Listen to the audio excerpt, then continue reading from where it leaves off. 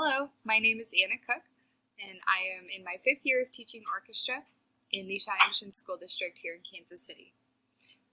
Every day, I see about 175 students between the middle school and high school, and that comes with a lot of administrative tasks. In addition to that, I have a couple leadership positions as the East Central Kansas Music Educators Association high school orchestra chair. So in Johnson County and a few surrounding counties, I organize our high school orchestra convention, the audition process, gathering the clinicians, the schedule. It's a lot and taught me a lot. I also serve on the Kansas Music Educators Association State Alignment Board, so aligning the audition procedures throughout our entire state, working with different representatives from different areas.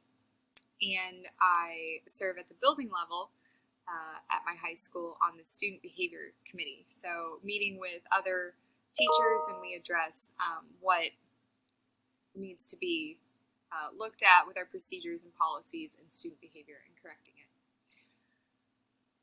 Why do I want to be a school administrator? The more I have learned about being a school administrator, the more I have taken these courses and been able to apply what I'm learning every day into my program.